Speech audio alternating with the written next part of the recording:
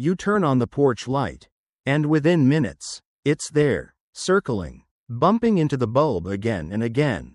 You swat it away. You turn the light off and back on. You even move the lamp to another room. And somehow it still finds its way back, crashing into the glass over and over like it's trying to get somewhere. So why does this happen? Why does a moth seem willing to injure itself over and over, just to get closer to a light it can never actually reach? Stick around, because the real explanation has nothing to do with the light being irresistible, and everything to do with a navigation system that's been quietly malfunctioning for millions of years. Moths belong to the order Lepidoptera, the same order as butterflies, and they've been flying at night for longer than humans have existed. For most of that time, the only real light sources in the night sky were the moon and the stars. And this is the key to the entire mystery. Moths don't navigate using light as a target. They navigate using light as a fixed reference point, the same way a hiker uses the North Star to walk in a straight line. Scientists call this behavior transverse orientation. A moth flying at night keeps the moon at a constant angle relative to its body, say 45 degrees off its left wing. And by holding that angle steady, it flies in a straight line. The moon is so far away that as the moth moves forward, the angle to the moon barely changes at all. It works perfectly, as long as the light source is close to infinitely far away. The problem starts the moment a light source is close instead of far. A porch bulb, a street lamp, a candle flame, none of these are millions of miles away like the moon. They're just a few meters away. And when a moth tries to use one of these nearby lights the same way it would use the moon, keeping a constant angle to it, something breaks, because the light is so close.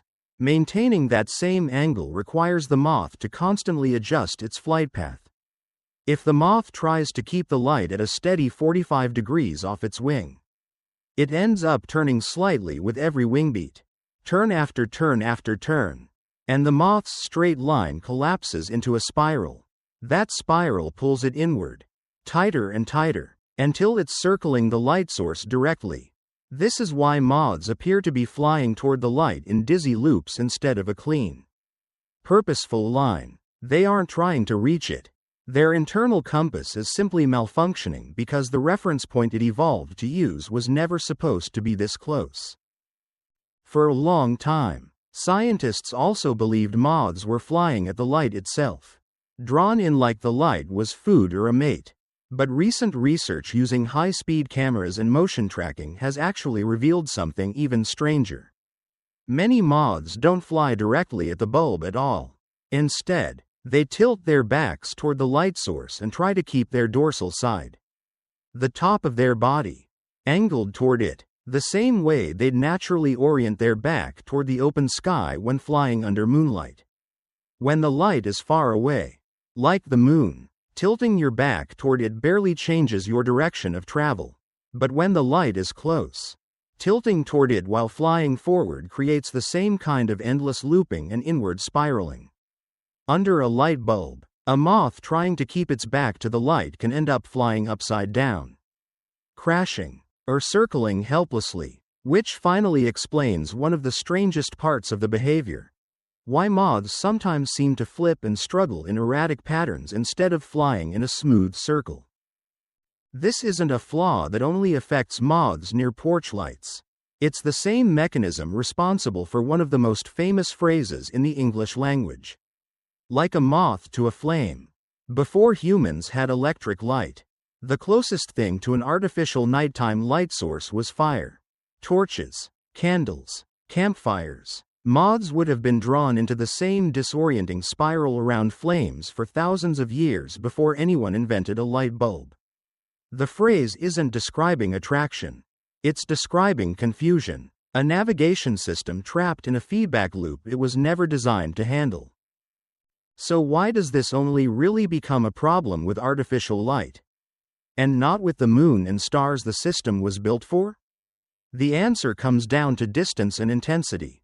The moon, despite looking bright in the sky, is actually a fairly dim and extremely distant light source, sitting roughly 238,000 miles away.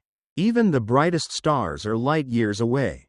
Because these sources are so far, the angle a moth needs to maintain to stay on a straight path barely shifts no matter how far the moth flies. But a light bulb 30 feet away, or even 3 feet away, creates a completely different geometry.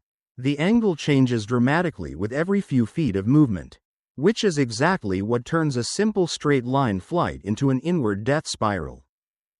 There's another layer to this too, related to how moth eyes actually work. Moth eyes are extremely sensitive to light, which makes total sense for an animal that needs to detect faint moonlight and starlight to navigate. But that same sensitivity becomes a liability around bright artificial light. Once a moth gets close enough to a bulb, the light can actually overwhelm its eyes, a phenomenon sometimes called light trapping. Their eyes essentially get flooded, making it even harder to process direction accurately, which reinforces the erratic spiraling and crash landing you often see once a moth gets close to the source. Interestingly, not every artificial light source causes this problem equally. Research has shown that lights heavy in ultraviolet and blue wavelengths, like many older mercury vapor bulbs, are far more disorienting to moths than lights weighted toward red or amber tones. This is part of why some outdoor lighting is now marketed as insect-friendly, using warmer colored LED specifically to reduce this disorienting effect. It's also why bug zappers, which often use UV light to lure insects in, are so effective at drawing moths in from surprisingly long distances, even though the moths aren't actually seeking out the light on purpose. This whole phenomenon actually has a real ecological cost, and it's a bigger deal than most people realize. Scientists refer to the broader issue as light pollution's effect on nocturnal insects. Moths that spend the night circling streetlights and porch bulbs aren't out pollinating flowers, aren't finding mates, and aren't avoiding predators the way they normally would. Some studies have found that moths trapped in these disorienting loops near artificial lights are significantly more likely to be eaten by bats and other predators that have learned to hunt near bright lights. Since an easy, dizzy, exhausted moth is a much easier meal than one flying under normal moonlight. Over time, in areas with heavy artificial lighting, this has been linked to measurable declines in local moth populations, which matters more than people expect, since moths are major nighttime pollinators for a huge range of plants, including some food crops. So the next time a moth is bouncing off your porch light at 11 at night, it isn't malfunctioning out of stupidity, and it definitely isn't trying to hurt itself on purpose. It's running an ancient, extremely reliable navigation program, one that worked perfectly for millions of years under a sky lit only by the moon and stars. And that program simply breaks down the moment it encounters a light source close enough to distort the angle it depends on. In a strange way, every moth spiraling around your porch light is a tiny living reminder of how recently, in evolutionary terms, artificial light appeared in the world, and how much of the natural world still hasn't caught up to it. If you want a simple way to help, swapping bright white or blue-toned outdoor bulbs for warm amber or red-toned LEDs can significantly reduce how disorienting your lights are to moths and other nocturnal insects, without sacrificing much visibility for yourself.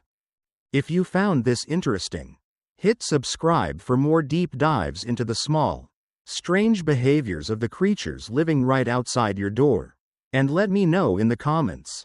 What's one animal behavior you've always wondered about but never actually understood?